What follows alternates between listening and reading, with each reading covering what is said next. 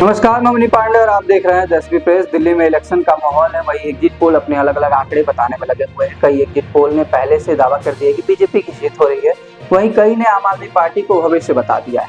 आइए जानते हैं कि ये इतनी सुनने जाने वाली वर्ड एग्जिट पोल आखिर होता क्या है। तो आपको बता दें कि एग्जिट पोल एक चुनावी नतीजा है।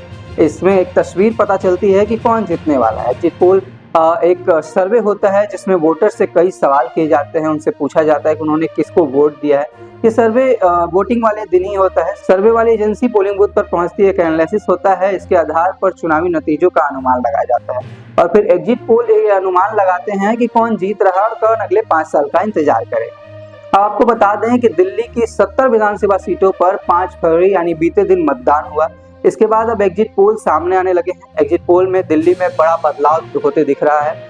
एक सर्वे के अनुसार तो दिल्ली में बीजेपी और आम आदमी पार्टी के बीच कांटे की टक्कर देखने को मिल रही है, लेकिन इसमें बीजेपी को मामूली बढ़त देखने मिल रही है। इन आंकड़ों के मुताबिक आपको 32 से 37 सीटें मिलती दिख रही है, जबकि बीजेपी को 35 से 40 सीटें मिलती दिख रही है।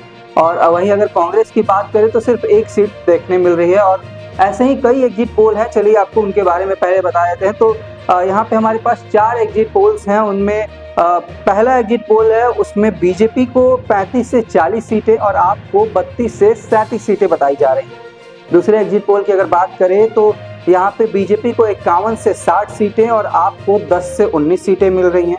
तीसरे एग्जिट पोल की अगर बात करते हैं तो 39 से 49 सीटें बीजेपी को है, वहीं आम आदमी पार्टी को 21 से 31 सीटें ही मिल रही हैं।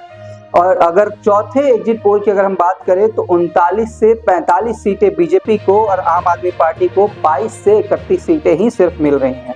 और इन चारों अगर एग्जिट पोल की माने तो कांग्रेस को इनमें 1-1 सीटें ही मिल रही हैं और अगर अन्य पार्टी की बात करें तो उनको 0 सीटें ही दिखाई जा रही हैं। इकलौती एक ऐसी एग्जिट पोल है जिसने बताया है कि आम आदमी पार्टी की जो सीटें हैं वो 44 से 49 सीटें हैं और बीजेपी को 21 से 25 सीटें हैं और इनमें भी कांग्रेस को 1 ही सीटें बताई जा रही हैं। अब देखना ये होगा कि 8 फरवरी जो है वो किसका भविष्य होने वाला है, बीजेपी जीतती है या आम आदमी पार्टी वापस से सरकार बनाती है। एग्जिट पोल्स को लेकर भी कुछ गाइडलाइंस है, अब उनके बारे में बात कर लेते हैं। एग्जिट पोल्स को लेकर भारत में पहली बार 1998 में एक गाइडलाइन जारी की गई थी। रिप्रेजेंटेशन ऑफ पब्लिक एक्ट 1951 के मुताबिक जब तक सारे फेज की वोटिंग खत्म नहीं हो जाती तब तक एग्जिट पोल नहीं दिखाया जा सकता। आखिरी चरण में वोटिंग होने के आधे घंटे बाद एग्जिट पोल के नतीजे दिखाए जा सकते हैं। कानून के तहत अगर कोई भी चुनाव प्रक्रिया के दौरान एग्जिट पोल या चुनाव से बड़ा कोई भी सर्वे दिखाता है या चुनाव आयोग की गाइडलाइन का उल्लंघन करता है तो 2 साल की सजा और कैद या जुर्माना या फिर दोनों हो सकता है।